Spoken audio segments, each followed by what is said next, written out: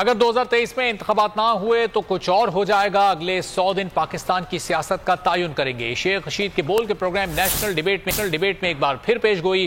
कहा, मैं उम्मीद करता हूं कि इंतखाबात इसी साल होंगे। एक अकेले शख्स ने 13 जमातों की सियासत दफन कर दी है। लगता है इमरान खान को नाअहल कर देंगे। अगर ऐसा हुआ तो मुल्क में मारा मारी हो जाएगी।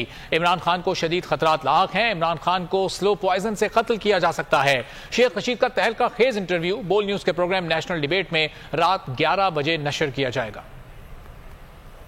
आज से सियासत शुरू हो गई है। मैं आपके आज 100 दिन गिनना, 20 दिन का मार्जिन दे देना। अगर ये वैसे ही मैं कह रहा हूँ 100 दिन, मैं तो फरवरी को भी बहुत अहम देख रहा हूँ। आज 9 तारीख से सियासत शुरू है।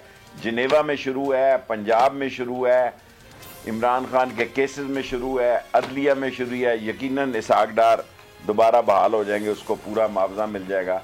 MQM ने 2 दिन आगे कर दी है और आज से सियासत शुरू है। आज से सियासत 165 मर्सिडीज लग्जरी गाड़ियों को की LC खोने की इजाजत दे दी गई है। 2 अरब रुपया बांटा इन्होंने इश्तारों के लिए, अखबारों के लिए, कंपनी की मशहूरी के लिए, कि ये जाली किराए की साजिशी प्लान इंटरनेशनल एजेंडे की हुकूमत जो है, उसको जिस मकसद के लिए लाया गया वो मकसद पूरा नहीं हो सका। ये डिलीवर नहीं कर पा सक रहे।